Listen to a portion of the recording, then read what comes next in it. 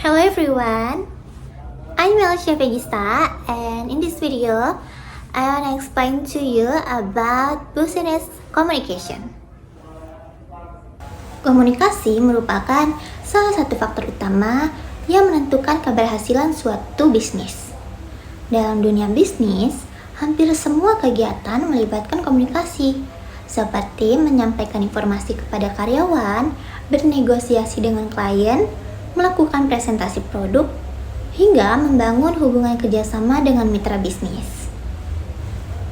Komunikasi yang baik dapat membantu perusahaan dalam menghindari kesalahpahaman, meningkatkan kerjasama tim, serta mempercepat proses pengambilan keputusan. Sebaliknya, komunikasi yang tidak efektif dapat menimbulkan konflik, kesalahan kerja, bahkan kerugian bagi perusahaan. Oleh karena itu, setiap individu yang terlibat dalam organisasi perlu memiliki kemampuan komunikasi yang baik agar kegiatan bisnis dapat berjalan dengan lancar. Komunikasi yang digunakan dalam dunia bisnis mencakup komunikasi verbal dan non-verbal dalam menyampaikan pesan, informasi, ide, atau keputusan kepada pihak lain. Komunikasi verbal adalah bentuk komunikasi yang menggunakan kata-kata, baik secara lisan maupun tulisan, untuk menyampaikan pesan kepada orang lain.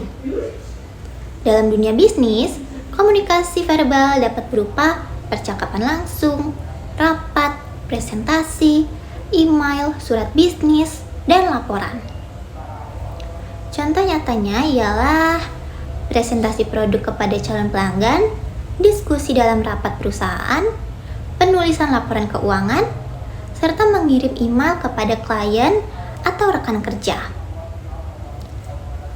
Sedangkan untuk komunikasi nonverbal ialah komunikasi yang tidak menggunakan kata-kata, melainkan melalui berbagai bentuk ekspresi atau simbol. Contohnya adalah bahasa tubuh, ekspresi wajah, gerakan tangan, intonasi suara, logo perusahaan, serta warna yang digunakan dalam identitas perusahaan. Komunikasi nonverbal seringkali memperkuat atau memperjelas pesan yang disampaikan secara verbal. Contoh nyata komunikasi nonverbal ialah senyum saat menyambut pelanggan, kontak mata saat melakukan presentasi, cara berpakaian yang profesional, logo dan warna perusahaan yang mencerminkan identitas perusahaan. Selanjutnya adalah proses komunikasi. Proses komunikasi adalah tahapan yang terjadi ketika seseorang menyampaikan pesan kepada orang lain, hingga pesan tersebut dipahami. Proses komunikasi meliputi beberapa unsur. Yang pertama adalah sender atau pengirim pesan, yaitu pihak yang memiliki ide atau informasi yang ingin disampaikan.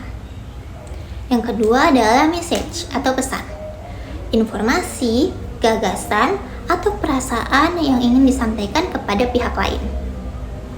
Selanjutnya yaitu media atau saluran komunikasi, yaitu sarana yang digunakan untuk menyampaikan pesan seperti percakapan langsung, telepon, email, atau surat.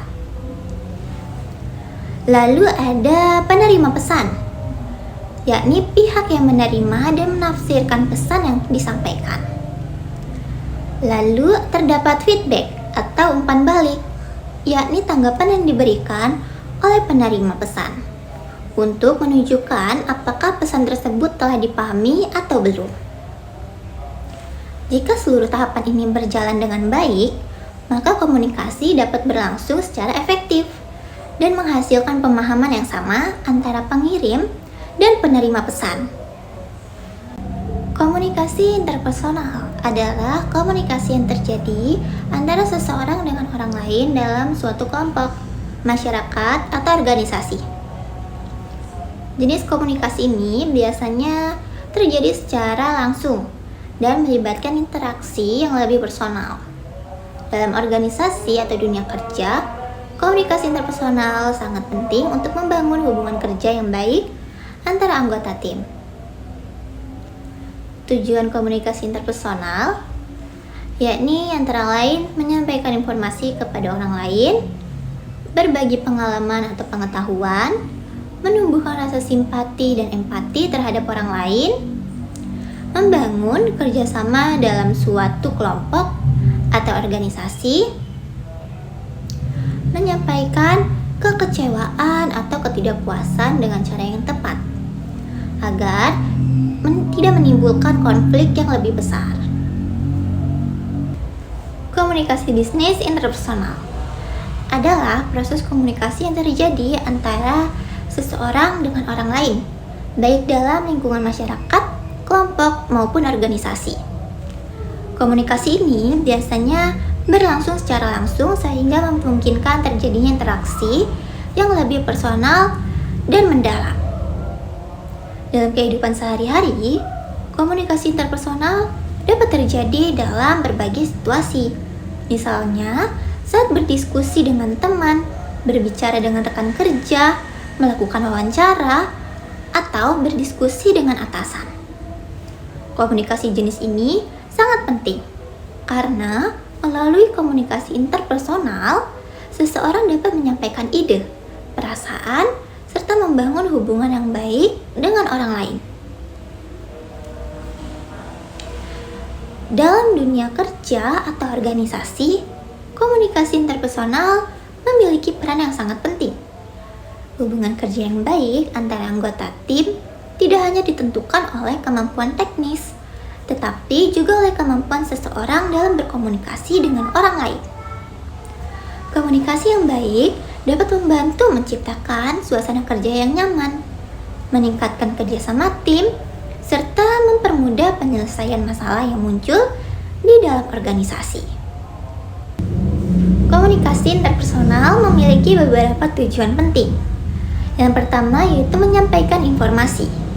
Salah satu tujuannya adalah komunikasi interpersonal adalah untuk menyampaikan informasi kepada orang lain secara jelas dan mudah dipahami.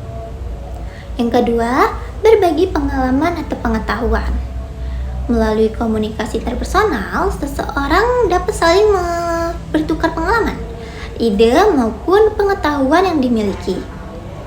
Selanjutnya ialah menumbuhkan rasa simpati dan empati. Komunikasi yang baik dapat membantu seseorang memahami perasaan orang lain, sehingga terciptalah hubungan yang lebih harmonis. Lalu ada membangun kerjasama. Dalam organisasi, komunikasi interpersonal sangat penting untuk membangun kerjasama yang baik antara anggota tim agar tujuan bersama dapat tercapai. Dan yang terakhir ialah menyampaikan kekecewaan atau ketidakpuasan. Komunikasi interpersonal juga dapat digunakan untuk menyampaikan kritik atau ketidakpuasan secara baik agar tidak menimbulkan konflik yang lebih besar. Lalu kita akan membahas komunikasi di dalam organisasi. Komunikasi sendiri merupakan salah satu faktor penting yang menentukan keberhasilan suatu organisasi. Komunikasi yang baik dapat membantu organisasi dalam menyampaikan informasi, mengkoordinasikan pekerjaan, serta memastikan bahwa setiap anggota organisasi memiliki tugas dan tanggung jawabnya. Keberhasilan komunikasi dalam organisasi dapat menjadi aset penting dalam mencapai tujuan organisasi. Jika komunikasi berjalan dengan efektif, maka kesalahpahaman dapat diminimalkan dan kerjasama antara anggota organisasi dapat berjalan dengan lebih baik. Dalam organisasi terdapat dua jenis saluran komunikasi, yaitu komunikasi formal dan komunikasi informal. Komunikasi formal adalah komunikasi yang berlangsung melalui jalur resmi yang telah ditetapkan dalam struktur organisasi. Komunikasi ini biasanya digunakan untuk menyampaikan informasi penting yang berkaitan dengan pekerjaan. Beberapa bentuk komunikasi formal antara lain komunikasi dari atas ke bawah, yaitu komunikasi yang terjadi ketika pimpinan menyampaikan informasi kepada bawahan. Informasi tersebut dapat berupa arahan kerja, instruksi tugas, motivasi, maupun kebijakan organisasi. Selanjutnya ialah komunikasi dari bawah ke atas. Komunikasi ini terjadi ketika bawahan memberikan laporan, saran, ide, atau masukan kepada staf atas.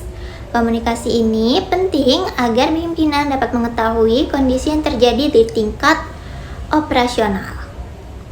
Selanjutnya ialah komunikasi horizontal. Komunikasi horizontal terjadi antara individu yang memiliki tingkat jabatan yang sama. Misalnya, antara rekan kerja dalam satu tim. Komunikasi ini biasanya digunakan untuk melakukan koordinasi pekerjaan atau berbagi informasi. Lalu ada komunikasi diagonal.